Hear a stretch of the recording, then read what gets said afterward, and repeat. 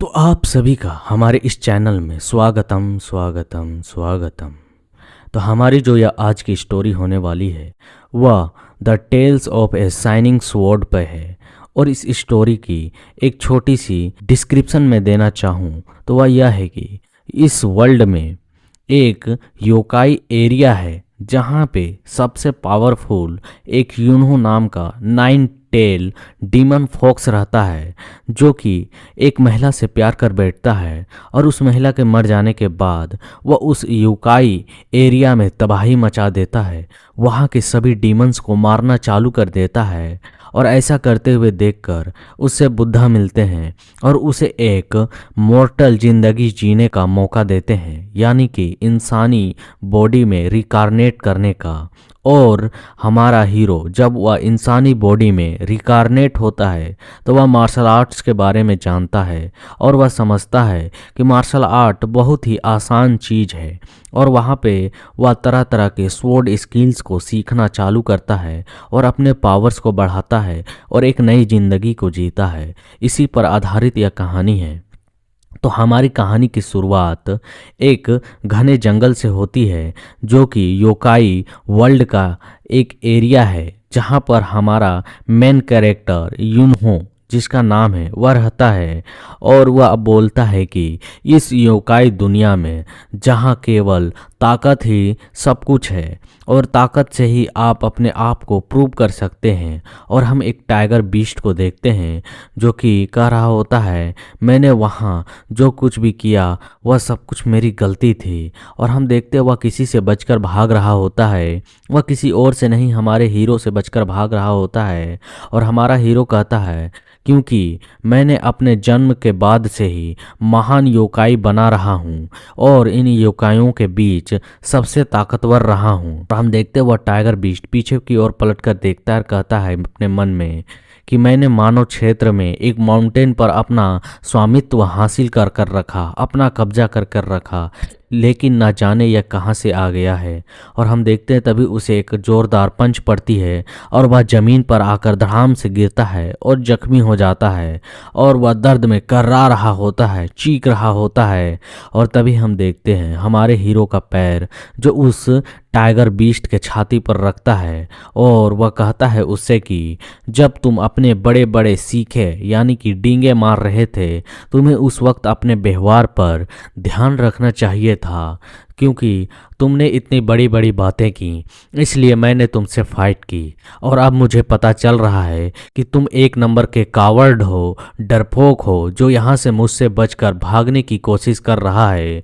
मुझे बताया गया था तुम इस एरिया के सबसे पावरफुल योकाई हो, लेकिन तुम्हारे इस सड़े हुए दांत को जो मुझे दिख रही हैं उन्हें देखकर बहुत ही गुस्सा आ रहा है। वह यह कहकर उसके फेस को और भी जोर से दबाने लगता है।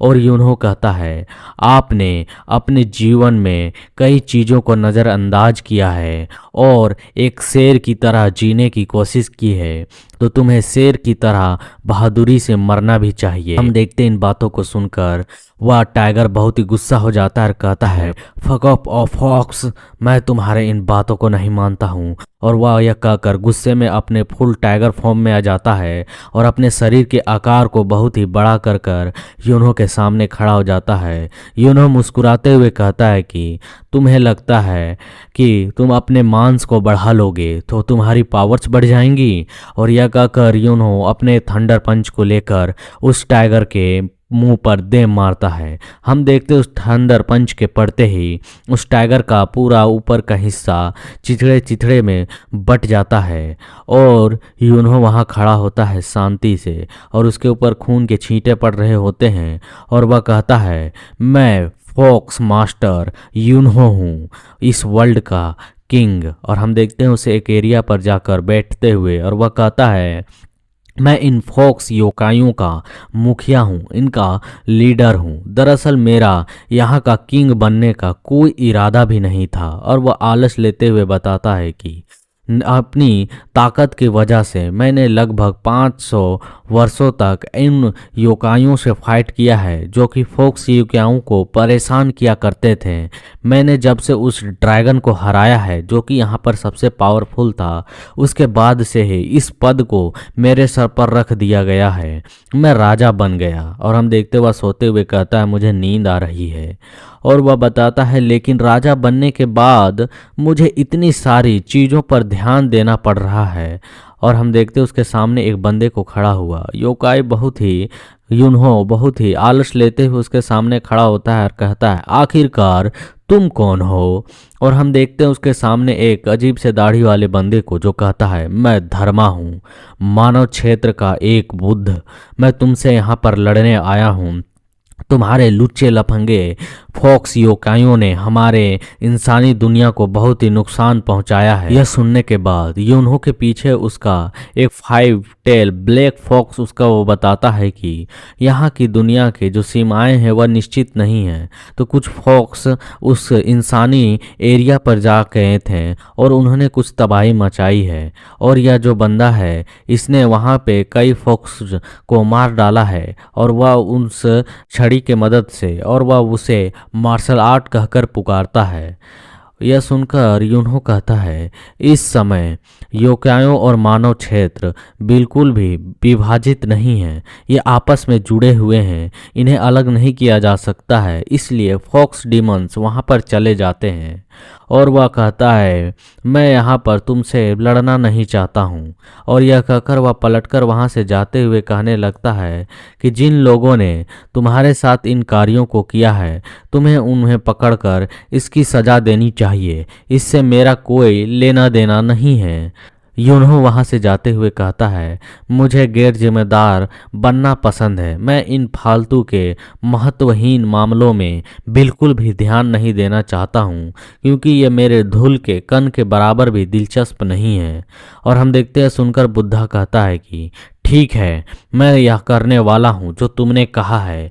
तो उन फॉक्स डीमंस की वहाँ जाने की वजह तुम हो, तुम्हारी वजह से वे इतने एरोगेंट्स बने हैं।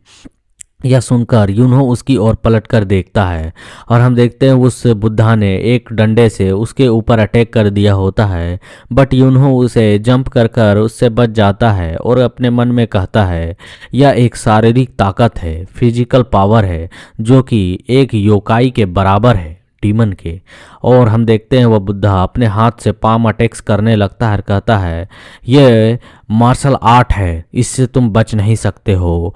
और यूनहो उन सभी अटैक्स को अपने टेल्स से रोक रहा होता है और हम देखते हैं उसे उन पंच को रोकने में ही उसके कई बाल झड़ चुके होते हैं। अब वह अभी भी आलस ले रहा होता है और कहता है हो सकता है कि यह मानव एरिया में बहुत ही पावरफुल रहा होगा, लेकिन मेरे सामने या मेरे अंगूठे के सामने खेल रहे चींटी के बराबर है। यह कहकर उसके छाती पर एक पाम अटैक कर देता है और हम देखते हैं उस पाम अटैक से ही वह जो बुद्धा होता है आसमान की ओर उड़ता हुआ चला जा रहा होता है।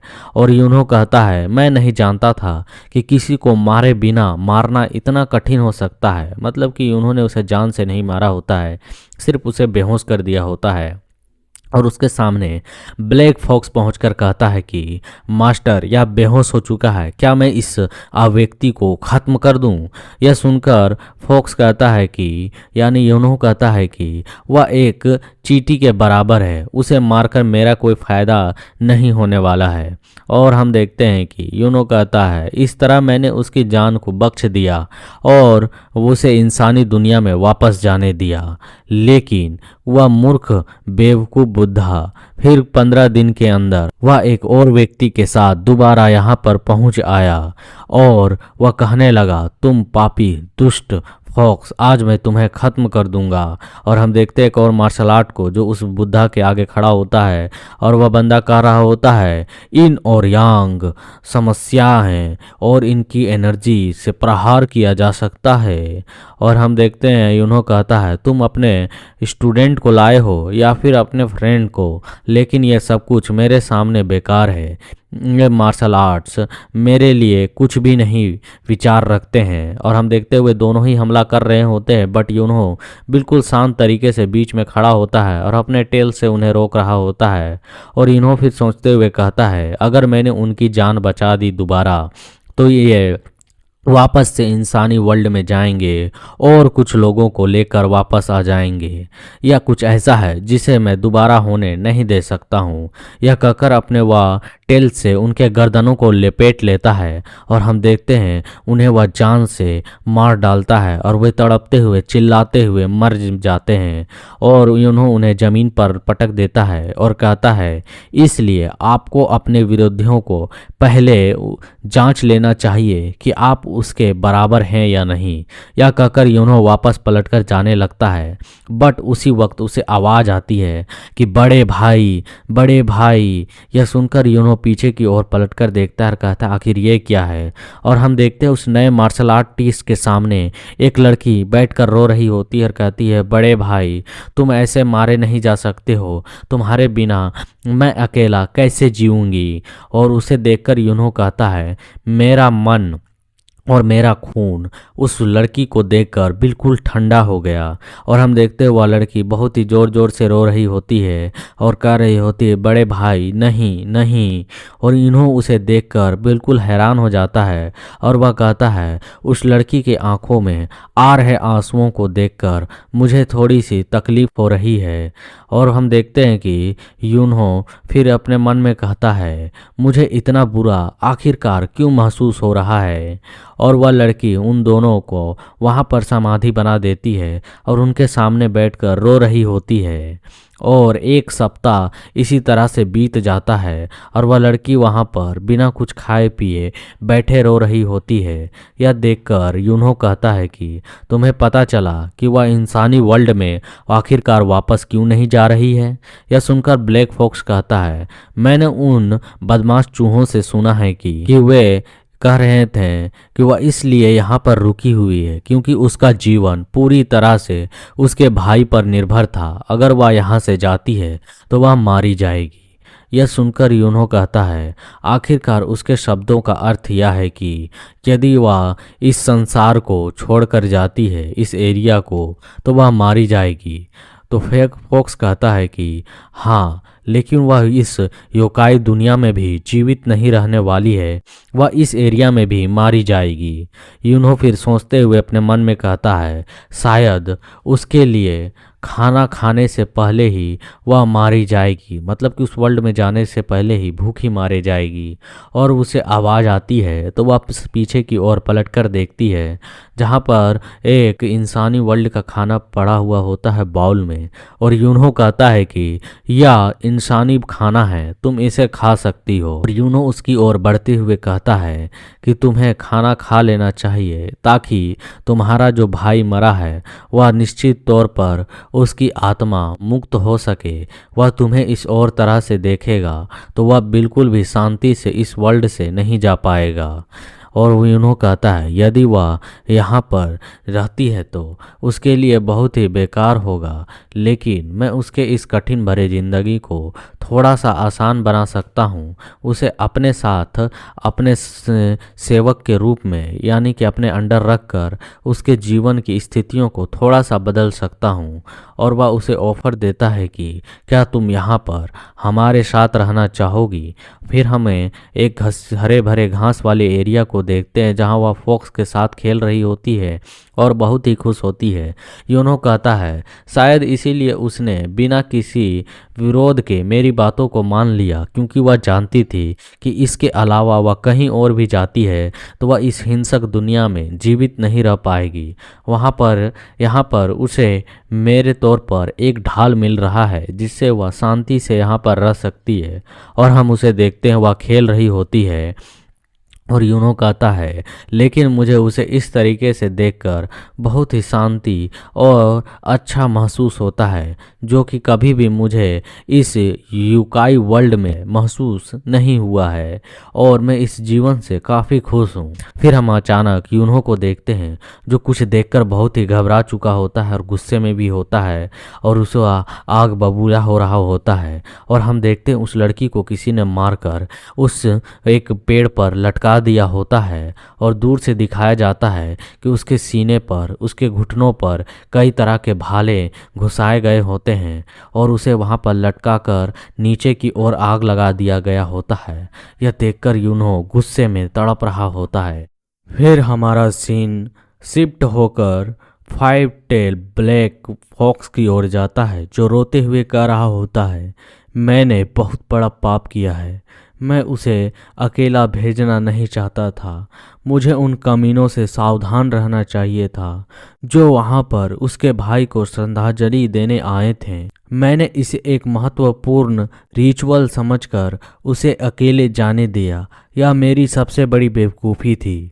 और हम यूनहो को देखते हैं, जो शांति से उस लड़की की ओर देख रहा होता है, और हमें उसके फेस को दिखाया जाता है, जिसके गले पर उस रस्सी का निशान भी बना होता है, और वह मारी जा चुकी है। और यूनहो उसे देखते हुए अपने मन में कहता है, आई लव हर, मैं उससे प्रेम करता था।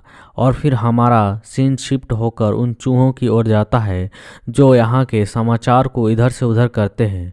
वह चूहा डरते हुए कह रहा होता है, मैंने केवल वही किया जो मुझे करने के लिए कहा गया था।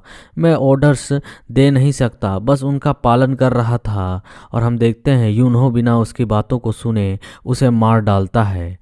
और वह कहता है यूनहो कि वे कमीने जो यह जानते थे कि वह वहाँ पर श्रद्धांजलि देने वाली है, और उसके वहाँ पर पहुँचने से पहले इन चीज़ों को सेटअप किया था, मैं उन्हें मार डालूँगा।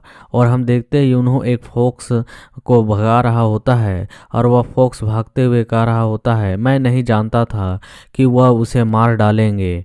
बस मैं केवल यह सोचकर उन्हें वहां जाने दिया कि वह उसके भाई को श्रद्धांजलि देंगे और उसे जीवित छोड़ देंगे। वह उसकी सहायता करेंगे, ना कि उसे मारने का काम करेंगे।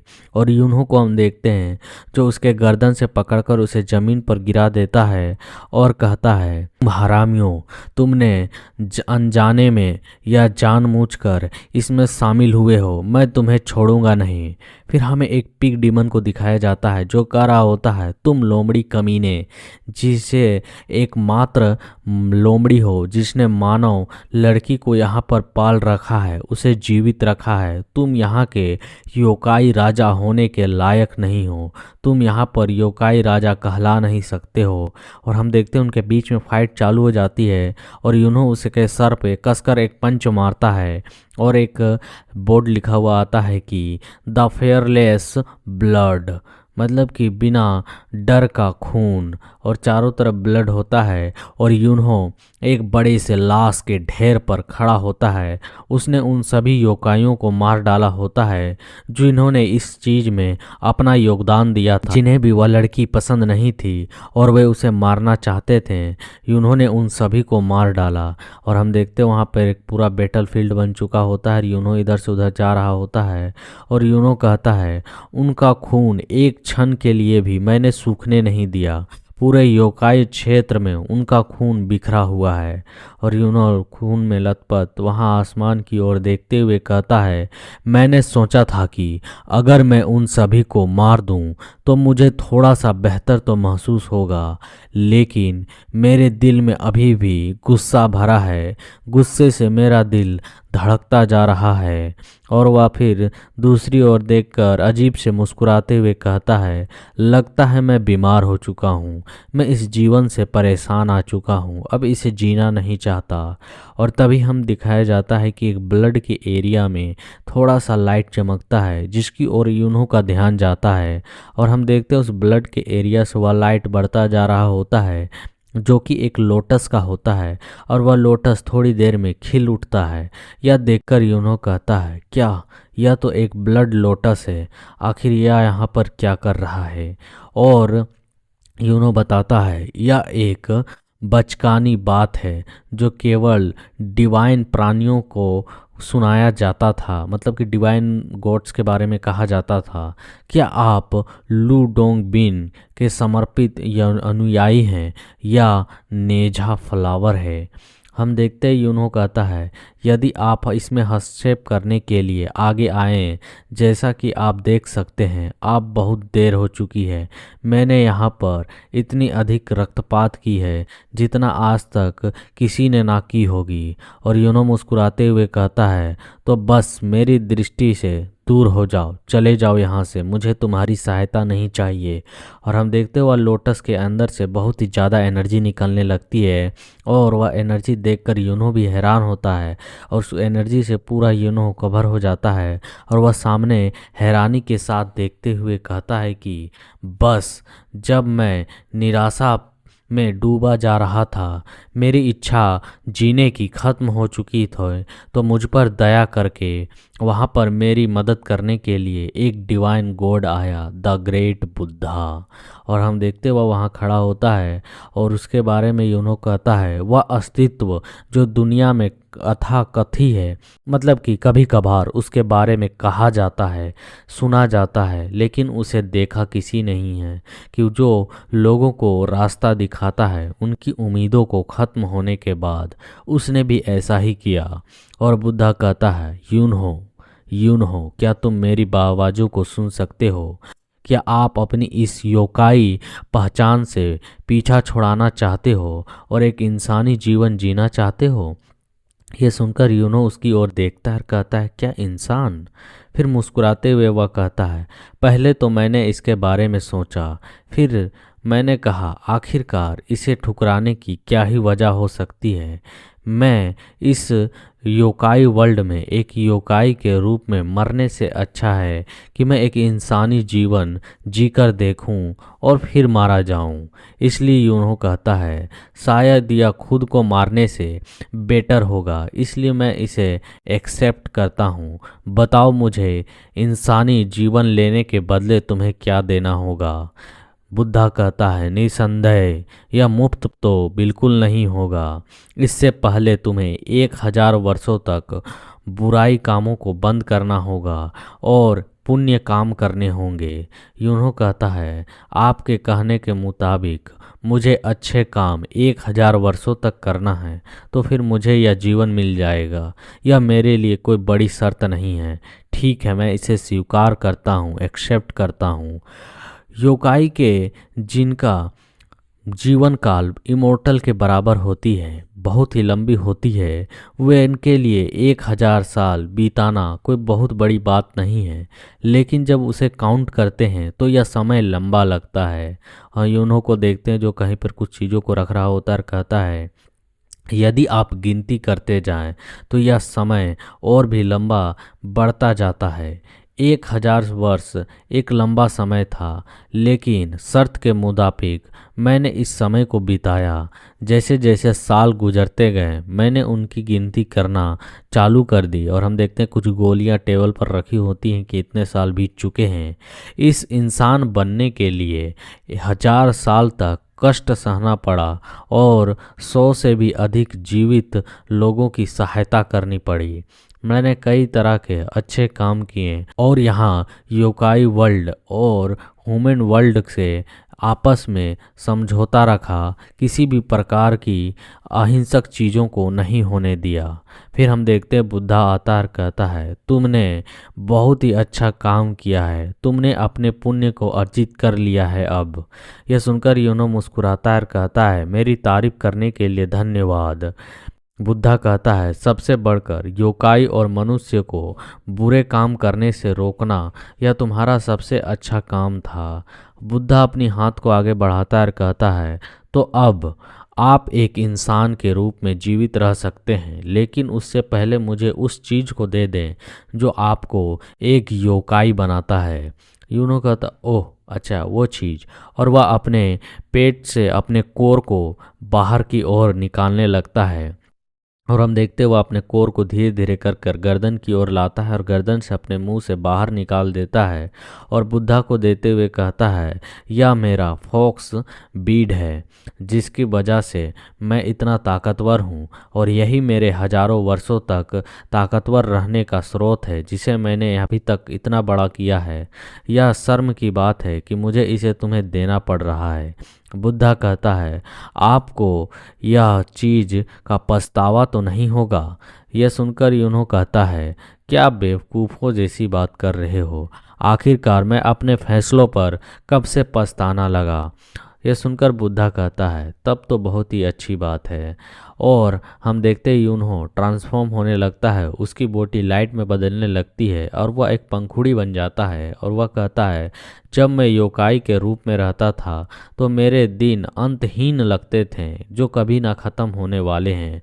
जब मैं इसके बारे में सोचता हूँ तो यह बहुत ही बकवास लगता है और मुझे अब यह सोचकर बहुत ही हल्का महसूस हो रहा है। और हम देखते वह पंखुड़ी उड़ते उड़ते एक सिटी की ओर जाती है। सिटी के अंदर एक पैलेस जैसा घर बना होता है जिसके अंदर वह जाता है पंखुड़ी, और वहाँ पे हम देखते हैं बेड पे एक लड़का लेटा हुआ होता है। यूनो जो कि अभी उस पंखुड़ी के फॉर्म में होता है, वह सीधे उस लड़के के माथे पर जाकर टच करता है और उसके अंदर समा जाता है। और यूनो कहता है कि इसके बाद जैसा कि उस बुद्धा ने कहा था, मैं एक मनुष्य बन गया और मनुष्य के रूप में ही अपने जीवन को जीने लगा और यहाँ से मेरी कहानी स्टार्ट हो गई। अब मेरी कहानी यहाँ से चलती चली गई। के बाद हमारा सीन शिफ्ट होता है और हम यूनो के घर के बाहर का सीन देखते हैं जहाँ चिल्लाने की आवाज़ आती है कि ओ माय गॉड, आखिरकार ये क्या है। और हम देखते हैं एक दाई माँ को जो कि उसके घर को ओपन करके अंदर जाते हुए कह रही होती है कि यंग मास्टर 15 वर्षों से बीमार है, उन्होंने अभी तक अपने आप को रिकवर नहीं किया है। हालांकि उन्हें कई नामचीन डॉक्टरों के द्वारा भी दिखाया गया है, दवा दी गई है, फिर भी वे अभी तक स्वस्थ नहीं हो पाए हैं। लगता है हेवन उनके साथ नहीं है। तभी वह दाई माँ अंदर की ओर आकर कुछ देखकर हैरान हो जाती है और हम देखते हैं यूनहो अपने बेड पर बैठा हुआ होता है। यह देखकर वह दाई माँ अचानक से डर जाती है और कहती है ओ माय गॉड, और इसी के चिल्लाने की आवाज़ बाहर आई होती है और वह यूनहो को देख रही होती है और कहती है यंग मास्टर जाग गए। और यूनहो बहुत ही अजीब तरीके से उसे देख रहा होता है। और हम मार्केट का सीन देखते हैं जहाँ चिल्लाने की आवाज़ आती, वाट, आखिरकार तुम कह क्या रहे हो। और हम देखते हैं ये यूनहो के फादर होते हैं जिन तक खबर पहुंचाई गई होती है कि हमारे यंग मास्टर यूनहो जाग चुके हैं। और हम देखते हैं वहाँ जो सर्वेंट होता है वह बता रहा होता है कि दाई माँ ने आपको यहाँ पर बुलाने के लिए कहा है जल्द से जल्द, और यह शीघ्र सूचना देने को कहा है कि यंग मास्टर जाग चुके हैं। यह सुनकर यूनहो के फादर बहुत ही खुश हो जाते हैं और कहते हैं तेजी से चलो, जल्दी चलो, लेट्स गो, हमें जल्द से जल्द जाना होगा। और हम घर के अंदर का सीन देखते हैं जहाँ यूनहो खड़ा होकर चलने की कोशिश कर रहा होता है और वह चलते हुए आगे बढ़कर कह रहा होता है, मैं बस आखिरकार यहाँ पे क्या कर रहा हूँ। मुझे लगा कि मैंने यहाँ पर एक महिला को चीखते हुए देखा। और फिर वह सामने मिरर की ओर जाकर देखता है खुद को और कहता आखिरकार ये क्या है। और वह देखकर खुद को बिल्कुल हैरान होता है और कहता है ये क्या बकवास है, ये कैसे हो सकता है, मैं ऐसा क्यों हूँ। और हम देखते हैं उसके चिल्लाने की आवाज़ बाहर तक आती है। यूनहो ज़मीन पर बैठ चुका होता है और कहता है क्या मैंने अपना पुनर्जन्म जो है वह एक नवजात शिशु के रूप में नहीं किया है, छोटे बच्चे के रूप में ना होकर एक यंग मैन के बॉडी में हुआ है। आखिरकार ये सब क्या बकवास है, उस कमीने ने मेरे साथ धोखा किया। और हम देखते हैं कि यहाँ पर उसके माइंड में कई सारे मेमोरीज आने लगती हैं जो कि उसी के बॉडी के असली ओनर की होती हैं। और यह देखकर यूनो कहता है ये सभी चित्र मेरे जो दिमाग में घूम रहे हैं, क्या ये सब कुछ इस बॉडी के असली ओनर के मेमोरीज हैं जो इस शरीर का पहले मालिक रह चुका है। उसका जन्म चेऊ ना हांग जंग नाम के एक विशाल परिवार वाले घर में हुआ है जो कि इस जिले का, इस डिस्ट्रिक्ट का काफ़ी नामचीन व्यापारी है। उसी के घर में उसके बड़े बेटे के रूप में इसका जन्म हुआ है। न केवल यह शारीरिक रूप से कमज़ोर है बल्कि मानसिक रूप से भी कमज़ोर है। इसने अपनी माँ को खोने के बाद एक बड़ा सदमा लगा जिसकी वजह से इसने खाना पीना बंद कर दिया और वह बीमारी से ही मारा गया। गया और उसके बाद में इसके बॉडी में रिकारनेट हुआ। और यह सोचकर यूनो काफ़ी हैरान होता है और वह निराश होते हुए कहता है कि मैं जो कि एक योकाई क्षेत्र का राजा हुआ करता था, मैं ऐसे कामचोर और कमज़ोर लड़के के बॉडी में रिकारनेट हुआ हूँ। सचमुच में मुझे बहुत ही गुस्सा आ रहा है उस बुद्धा पे, वह कमीना। और हम देखते हैं यूनो इधर से उधर लोटपोट होते हुए कहता है, मुझे थोड़ा थोड़ा चक्कर आ रहा है और कमजोरी महसूस हो रहा है। यदि तुम मरना चाहते हो तो मरते किसी युद्ध में। आखिरकार तुम्हारे जैसा व्यक्ति एक बीमारी से कैसे मर सकता है। फिर यूनो खुद को खड़ा करते हुए कहता है, जो होना था वह हो चुकी है पूरी तरह से, अब मैं इस पर कुछ भी नहीं कर सकता हूँ। मुझे पहले से ही उस बुद्धा पर कई सारे शर्तें लागू करनी चाहिए थी। और हम उस समय के वह बात को याद करता है जब बुद्धा ने कहा था, क्या तुम इसके लिए पछतावा तो नहीं करोगे। और फिर यूनो ये सब कुछ याद करके कहता है, डैम, मैं अगली बार उसे नहीं छोड़ूंगा। और फिर वह खड़ा होते हुए खुद को कहता है कि चलो अब शांत हो जाए और इस ओनर के बॉडी को सबसे पहले मजबूत किया जाए। मैं नेचुरल गार्ड के माध्यम से इस शरीर को काफ़ी स्ट्रोंग बना सकता हूँ, इसमें कोई समस्या नहीं है। और जहाँ तक मेरे जैसे एक डीमन की बात है तो वह नेचुरल डीमन पाथ पर चलकर एक महान टेक्निक को प्राप्त कर कर महान बॉडी प्राप्त कर सकता है। और वह सामने मिरर की ओर देखता है, फिर कहता है, मुझे बहुत ही कस के भूख लग रही है, आइए सबसे पहले कुछ खाने की चीज़ को खोजा जाए। और वह उस रूम में कुछ कुछ चीज़ों को खोजने लगता है। कहता है, क्या इसने कुछ भी खाने की चीज़ें यहाँ नहीं रखी हैं। तभी उसके पीछे से उसके फादर आते हैं और कहते हैं, यूनहो, क्या तुम जाग चुके हो। और वह देखकर बहुत ही खुश होते हैं और कहते हैं, हे भगवान, उसे देखो, वह अपने दोनों पैरों पर खड़ा है, यह सचमुच में बिल्कुल सच है।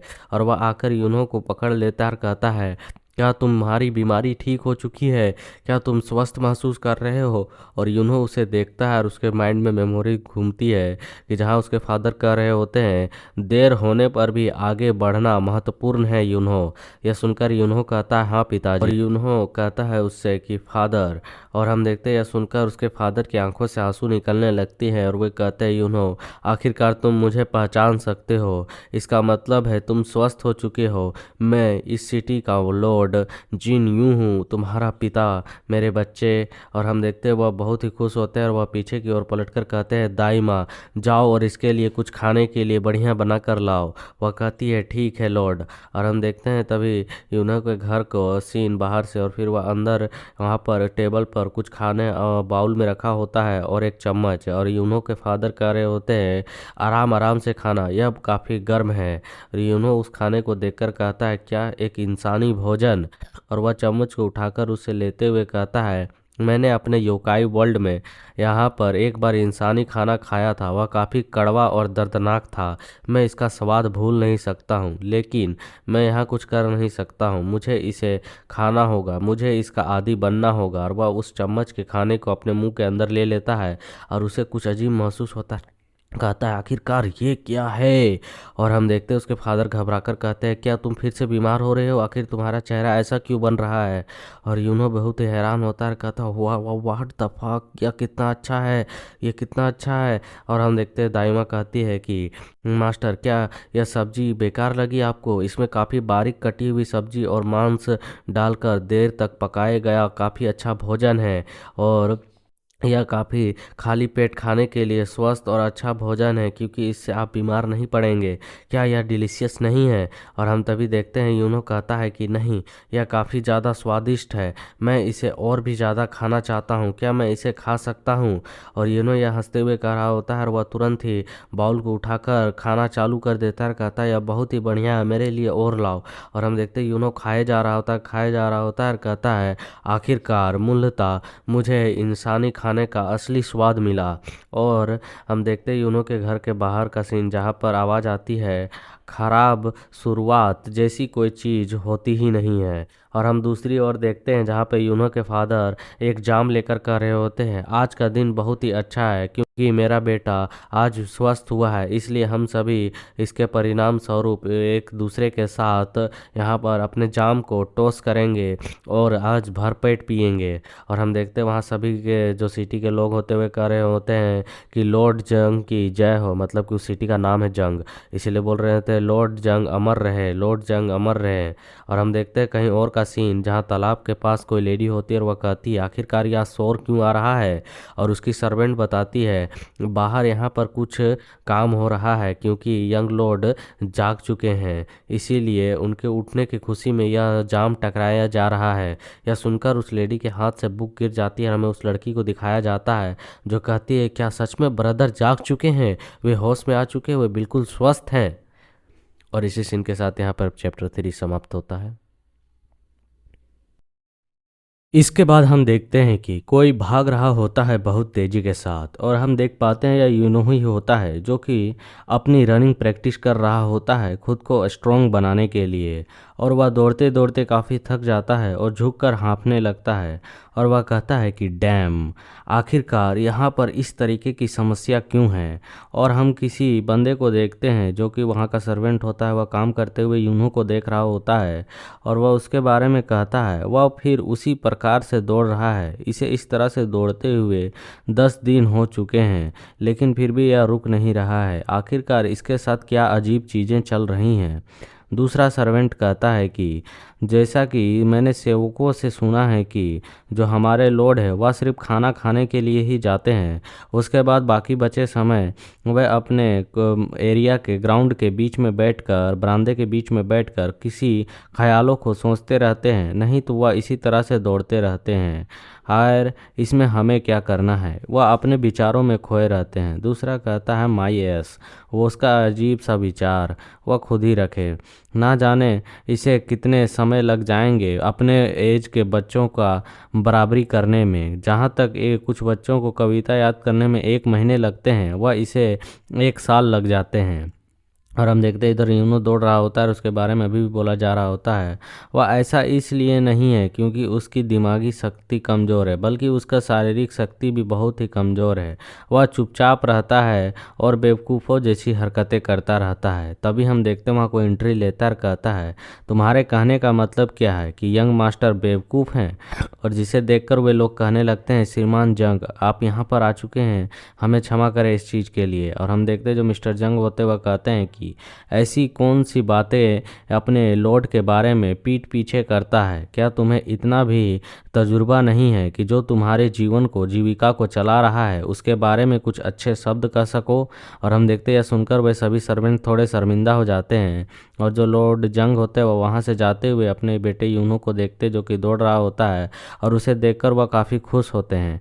और हम इधर यूनो को देखते हैं जो अपने हाथ को ऊपर कर और कर वहाँ की किवाई एनर्जी को महसूस कर रहा होता है और कहता है कि उफ, मैं यह समझ गया हूँ आखिर यहाँ पर इस तरह की गड़बड़ी क्यों है। यहाँ पर मैं 2 हफ्तों से नेचुरल कीवाई को एब्जॉर्ब करने की कोशिश कर रहा हूँ, लेकिन यहाँ इन इंसानों द्वारा बनाए गए चीज़ें यहाँ की कीवाई को आने नहीं दे रही हैं, वे रोक दे रही हैं। और हम देखते हैं उसके सामने एक घर होता है जिसे देखकर वह कह रहा होता है ऐसा इसलिए है क्योंकि ये जो मानव निर्मित मकान है यह यहाँ की शुद्ध और कीवाई एनर्जी को आने से ब्लॉक कर रही, या ऐसा कुछ है जिसे मैं अर्थहीन रूप से कर रहा हूँ क्योंकि यहाँ पे किवाई एनर्जी बहुत कम है तो मेरी प्रैक्टिस तो बेकार ही है। और वह बताता है कि जब मैंने गार्ड्स के पास जाकर कहा मुझे बाहर जाना है तो उन्होंने मुझे यह कहकर वापस कर दिया कि लॉर्ड का सख्त आदेश है कि आप जब तक पूरी तरह से स्वस्थ नहीं हो जाते आप बाहर नहीं जा सकते हैं। और वह देखते हैं ये सुनकर यूनो बहुत ही गुस्सा होता है और वह कहता है यदि मैं अभी योकाई होता तो तुम सभी को मार डालता।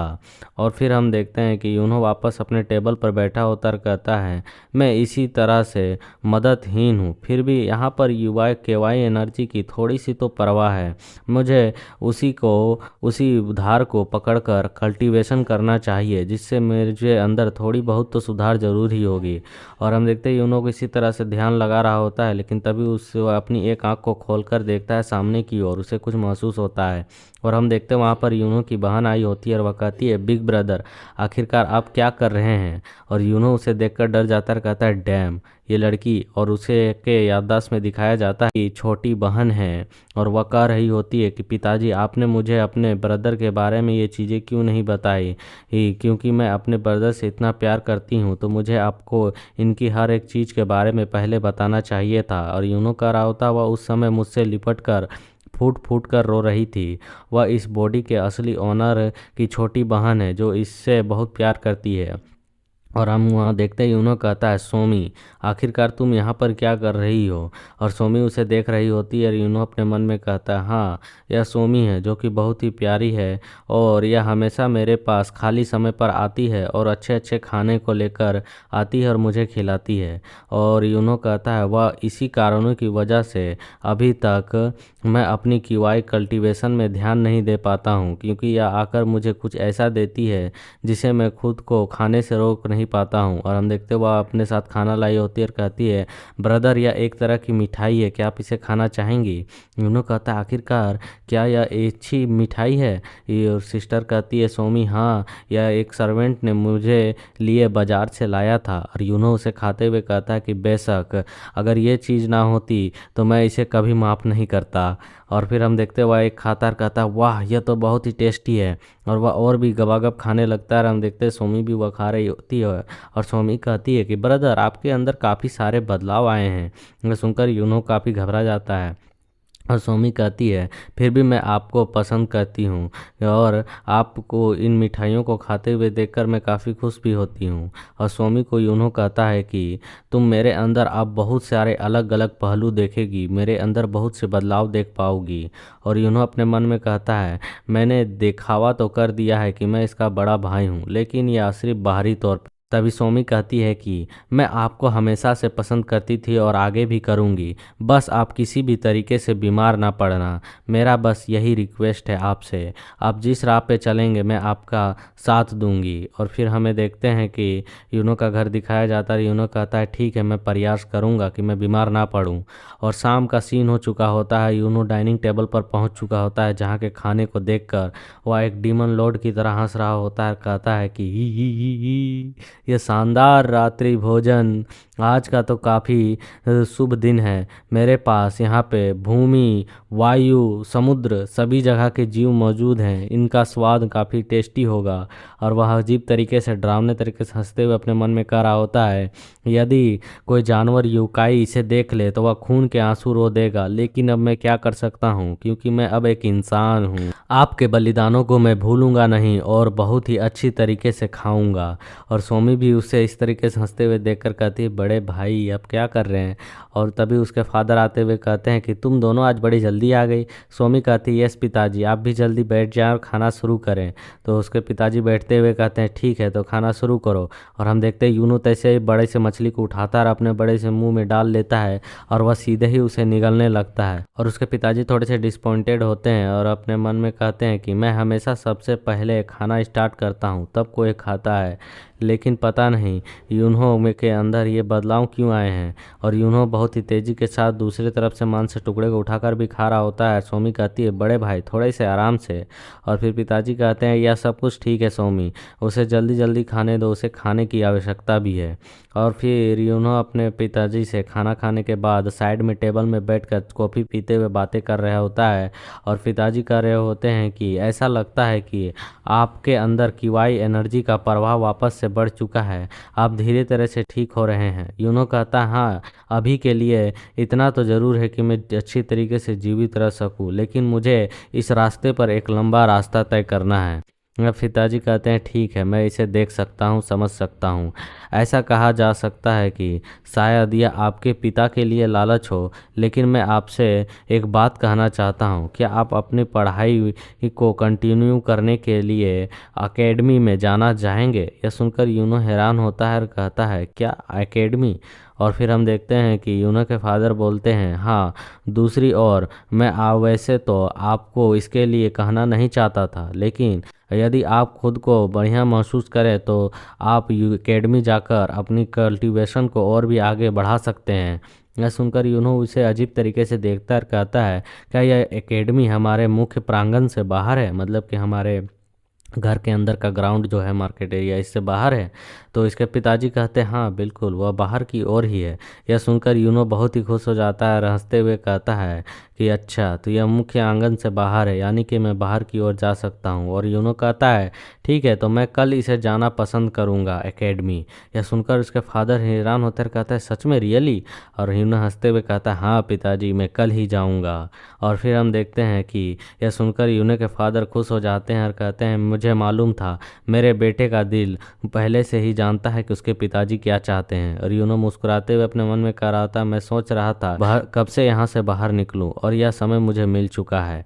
और यूनो बस चाय को भी गटागट पानी की तरह पीने लगता है और वह जिसकी वजह से वह डर जाता है, कहता है उफ उफ उफ, ये कितना गर्म है। और पिताजी उसके कहते हैं कि यू पंक आखिरकार तुम इतने बेवकूफ़ कैसे हो सकते हो, चाय को इतनी जल्दी कौन पीता है, उसे फीक फूक के आराम से पिया जाता है। और इसी सीन के साथ ये चैप्टर भी यहाँ पे ख़त्म होता है।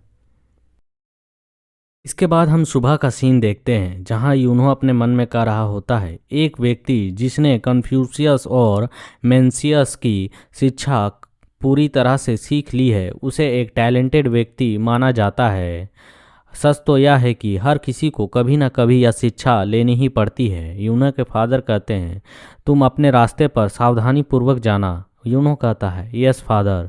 और वहाँ से जाते हुए वह अपने मन में कहता है दूसरे शब्दों में एकेडमी की शिक्षा अब मुझे पुरानी लगती है, क्योंकि वहाँ पर केवल अब गरीब विद्वानों को अमीर बच्चों से धन प्राप्त कैसे करना है यही सिखाया जाता है। यूनो कहता है मेरे याददाश्तों में पुराने यूनो के कुछ एकेडमी की यादें तो मौजूद हैं। और वह गेट खोलकर वहाँ से जा रहा होता और कहता है वैसे एकेडमी मेरे लिए सिर्फ एक जरिया है यहाँ से बाहर निकलने का।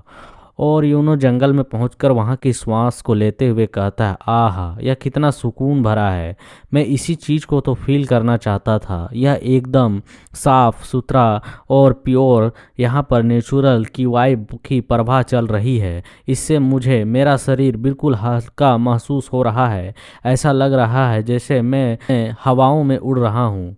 यह शारीरिक ताकत को मेरे बढ़ा रहा है, चलो इसे देखें कि यह कितनी बढ़ती है। और हम देखते योनो बहुत ही तेज़ी के साथ वहाँ पर रनिंग करने लगता है और वहाँ की हवाओं को फील करते हुए जंप लगाता है, उनकी पत्तियों को तोड़ता है डालियों से और उन पत्तों को देखकर वह खुश होते हुए कहता है हा आखिरकार मैं आज़ाद हो गया। और वह वहाँ से आगे की ओर बढ़ते हुए उन पत्तों को फेंक देता है, कहता है यहाँ बाहर की नेचुरल की वाई बहुत ही अच्छे तरीके से बह रही है जिससे मैं स्ट्रॉन्ग खुद को बना सकता हूँ। और हम यूनो के घर को देखते हैं जहाँ पे एक किसी कोई कहता है मास्टर क्या यंग मास्टर एकेडमी की ओर चले गए। और हम देखते हैं वहाँ यूनो के फादर खड़े होते हैं और वह कहते हैं मैंने उसे वहाँ पर जाने के लिए बस थोड़ा सा ही कहा था, लेकिन वह इसके लिए काफ़ी एक्साइटेड था और वह बहुत ही अच्छे तरीके से वहाँ जाने को तैयार था। हालांकि मेरे हिसाब से उसे थोड़ा और आराम करना चाहिए था। यह सुनकर उन सर्वेंट्स का हेड जो होता है वह कहता है कि कोई अपनी मृत्यु से पुनर्जीवित होकर आया है, या कोई नेचुरल बात नहीं है। फिर हम देखते हैं वह उनको बताता है कि आपने युवा मास्टर को बड़ा ही शानदार तरीके से बड़ा किया है, निश्चित तौर पर वह आपके उत्तराधिकारी बनने के नियमों पर खड़े उतरेंगे। यह सुनकर उसके पिताजी कहते हैं मुझे तो ऐसा ही आशा है, लेकिन यूनो मेरा उत्तराधिकारी बनकर मेरा नेतृत्व कर पाएगा। और तो यहाँ तक बात है जिसकी कि वह बहुत ही काइंड हार्टेड और अनमोल बच्चा है। हालांकि जैसा कि उसे के अंदर कई सारी दयालुता वाली गुण मौजूद हैं, वह कठोर निर्णय नहीं ले पाएगा।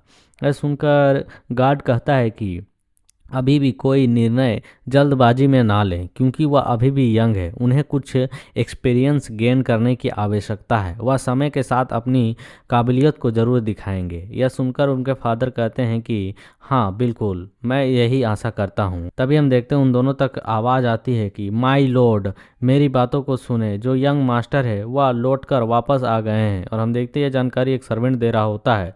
यह सुनकर यूनो के फादर हैरान होते हैं, कहते हैं क्या उसने एक दिन भी ठीक से नहीं बिताया क्या, वह इतनी जल्दी वापस क्यों आ चुका है, अभी तो उसके गए हुए कुछ ही दिन हुए हैं।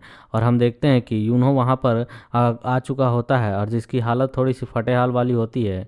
और उनके फादर जाकर कहते हैं कि तुम आखिर हनचांग एकेडमी जाने के लिए निकले थे, लेकिन तुम इतने जल्दी और इतने गंदे कपड़ों के साथ क्यों लौट कर आ रहे हो, क्या आपको किसी ने बेवकूफ़ बनाया है? क्या आप वहाँ तक नहीं पहुँच पाए?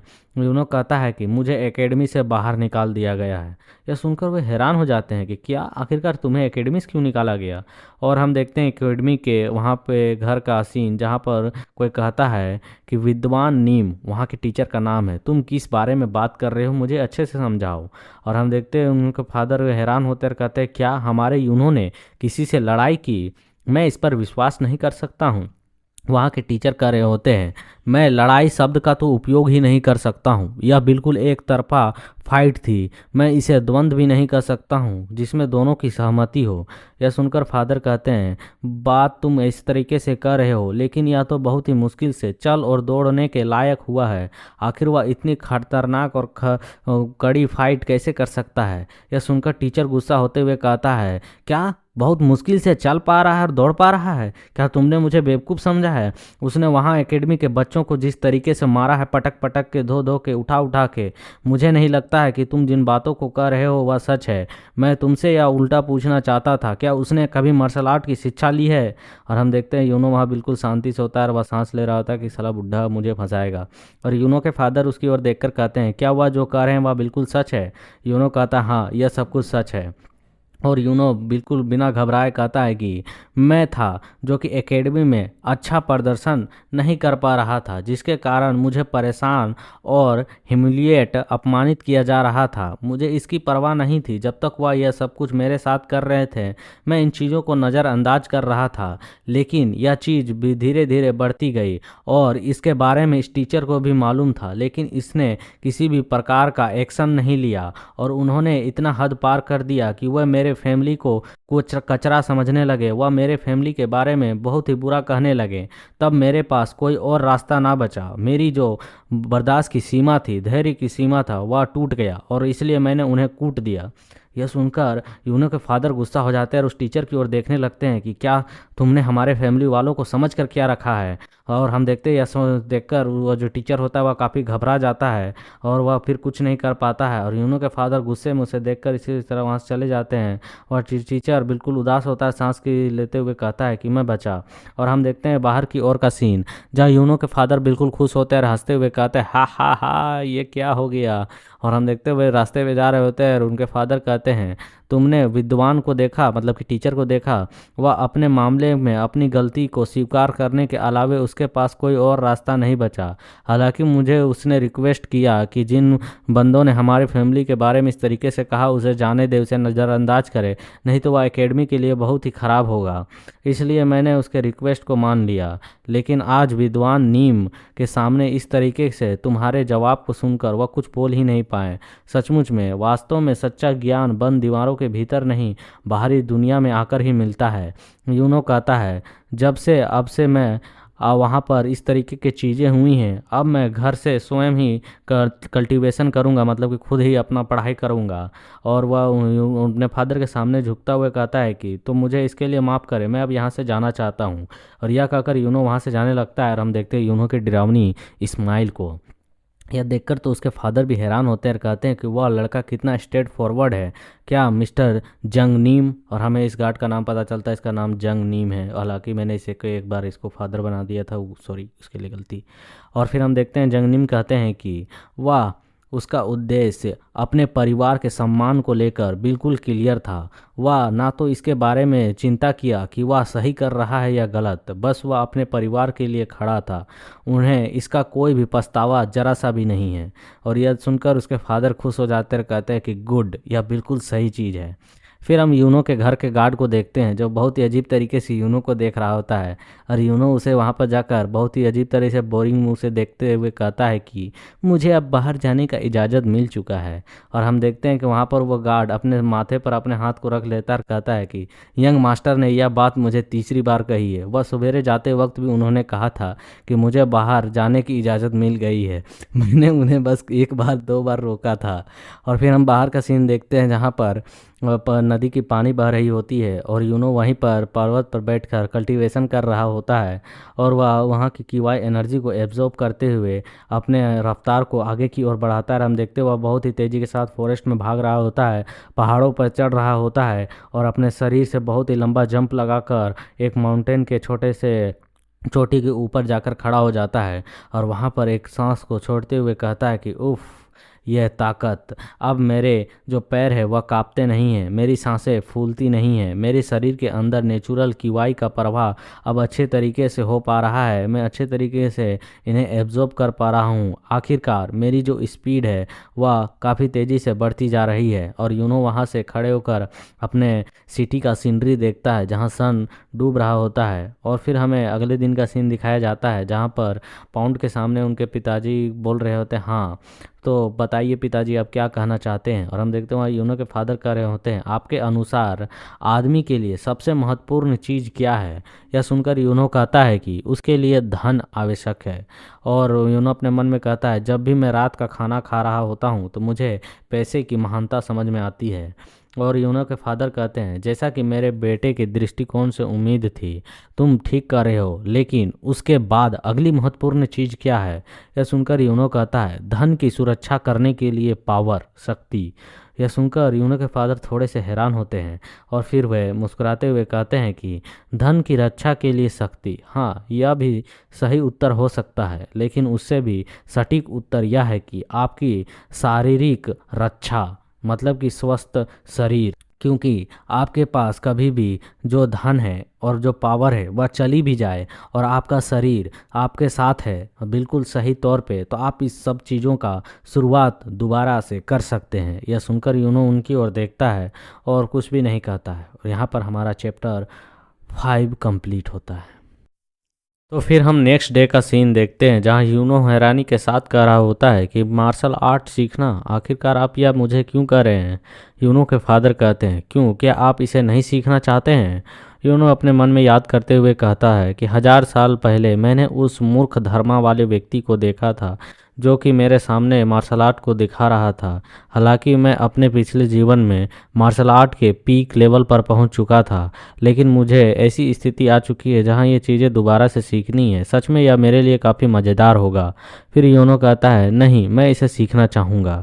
यह सुनकर यूनो के फादर खुश होते हैं, कहते हैं यह तो अच्छी बात है, आइए सबसे पहले हम आपके डेंटियंस को बनाते हैं, उन्हें अवेक करते हैं। यह सुनकर यूनो कहता है, क्या डेंटियंस, आखिर ये क्या होता है।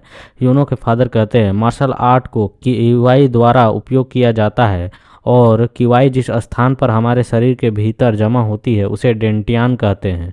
और यूनो के फादर कहते हैं, अंततः मार्शल आर्ट को गहराई से समझने और सीखने के लिए और उसके अभ्यास के लिए आपके पास डेंटियान होना बहुत ही आवश्यक है। यूनो कहता है, लगभग लगभग यह फोक्स के बीड के बराबर है जिनमें हम अपनी एनर्जी को इकट्ठा करके रखते हैं। यूनो कहता है, तो क्या आप में कभी भी अपने अंदर से डेंटियंस को बाहर निकाला है, क्या इसे बाहर निकाला जा सकता है। यह सुनकर गार्ड कहता है कि नहीं मास्टर, डेंटियंस हमारे शरीर के भीतर ही होती हैं और उन्हें कभी भी बाहर नहीं निकाला जा सकता है। यूनो कहता है, ओह तब फिर यह फॉक्स बीड से थोड़ी सी अलग है। और हम देखते हुए दोनों तैयार होते हुए कह रहे होते हैं, चलो तो इसे शुरुआत करते हैं मिस्टर जंगनीम, इसे पीछे से आप कमांड दें। और हम देखते हैं मिस्टर जंगमिंग कहते हैं कि चलो तुम अपने कमल आसन में बैठ जाओ। और यूनो के फादर कहते हैं कि अपनी आंखों को बंद करो, जिसमें तुम वैसा ही करोगे जैसा मैं कहूँगा और अपने ध्यान को इधर उधर नहीं भटकाओगे। फिर हम देखते हैं यूनो के फादर कहते हैं कि नहीं अभी नहीं, अभी मुझे जवाब दो। यह सुनकर यूनो कहता है, यस फादर। और उसके फादर फ्लिप करते हुए उसके माथे में कहता है, बेवकूफ़ बच्चे, मैंने तुम्हें कहा ध्यान करने के लिए, जवाब देने के लिए नहीं। और फिर हम देखते हैं कि यूनो के फादर उनसे कहते हैं कि मैं सबसे पहले अपनी इंस्ट्रक्शंस को दूंगा, उसी के अनुसार तुम अपने सांसों को लोगे। धीरे धीरे पहले सांस लो। और फिर हम आसमान को देखते और वहाँ आवाज़ें आ रही होती हैं कि अब गहरी सांस लेना स्टार्ट करो। फिर हमारा सीन मार्केट की ओर जाता है जहाँ एक ओल्ड मैन एक गधे पर बैठ कर जा रहा होता है और हमें इस ओल्ड मैन को बहुत ही मिस्टीरियस तरीके से लेफ्ट राइट आगे पीछे से दिखाया जाता है। और हम देखते हैं कुछ देर बाद खून के छींटे पड़ रहे होते हैं और उन खून के छींटे यूनो के मुंह से निकल रहे होते हैं, जिसे देखकर यूनो के फादर घबरा गए होते हैं और वे कहते हैं, आखिरकार ये क्या हो रहा है। मिस्टर श्रीमान जंगनिंग, वह कब आने वाला है डॉक्टर, आखिरकार वह कहाँ है। जंगनिंग कहते हैं कि वह आ ही रहा है। और हम देखते हैं वहाँ पर यूनो के हाथ को चेकअप चल रहा होता है, जो कि एक डॉक्टर करते हुए कह रहा होता है। उसका शरीर आग के गोली की तरह तप रहा था। और यूनो का फादर कहते हैं, हाँ, और उसे खून की उल्टी होने लगी। मुझे यकीन नहीं है कि वह ऐसा क्यों उसके साथ हो रहा है, हमने तो सारी चीज़ें सही तौर पर की थी। और डॉक्टर कुछ सोचते हुए कहता है कि लेकिन मुझे तो इसके अंदर कोई भी चोट महसूस नहीं हो रही है। यह पूरी तरह से ठीक है और जहाँ तक मैं कहूँगा यह पहले से भी और अधिक अच्छे स्थिति में है। यूनो के फादर हैरान होते हुए कहते हैं, इससे आपका क्या मतलब है? वह बहुत ही अच्छी स्थिति में है। डॉक्टर समझाता है कि मैंने यह मामला पहले भी देखा है। यह एक साइड इफ़ेक्ट है। जब किसी के बॉडी के अंदर बहुत ही अधिक इनर क्यूआई के साथ साथ डेंटियंस में इकट्ठा हो जाती है तब यह इफ़ेक्ट दिखता है।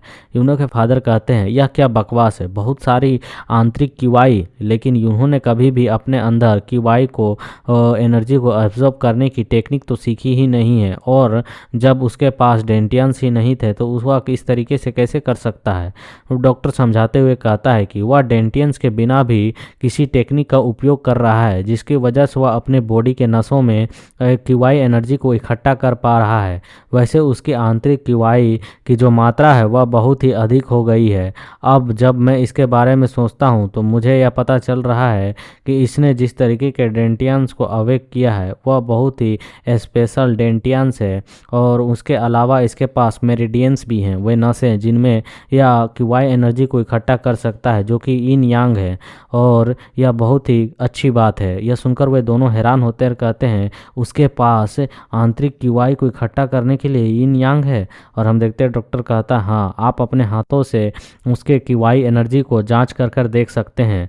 और यूनो के फादर घबराते हुए उसके चेक करते हुए कहते हैं, यह कहने का मतलब है कि उसने इन और यांग मेरिडियंस को बिल्कुल अपने अंदर अवेक कर लिया है। इसका मतलब कि उसकी आंतरिक क्यूआई बहुत ही अधिक होगी और चरम सीमा पर होगी। और हम देखते हैं वह उसके मेरिडियंस के नसों को चेक करते हुए कहते हैं, आखिरकार ये क्या है? और वह बहुत ही हैरानी के साथ कहते हैं, इसके अंदर जितनी क्यूआई मौजूद है वह 120 साल के व्यक्ति के अंदर होती है। और जहाँ तक इसके पास जितनी क्यूआई एनर्जी है उतनी इकट्ठा करने में मुझे तो 40 साल लग गए थे। आखिरकार इसके अंदर इतनी क्यूआई एनर्जी आई कहाँ से? कोई ऐसा व्यक्ति जिसने अपने आंतरिक क्यूआई को टेक्निक को सीखा भी नहीं है और 1 साल तक बिस्तर पर पड़ा रहा है और उसके बाद उसके पास अविश्वसनीय रूप से इतनी ताकत। और फिर हम देखते हैं तभी उन तक आवाज़ आती है। ऐसा लगता है कि जैसे उसकी आत्मा ने उसका शरीर छोड़ दिया और किसी चमत्कारी सेंट के पास उसकी आत्मा सामना करने के बाद वापस आ गई है। इस तरीके से हरकतें कर रहा है वो।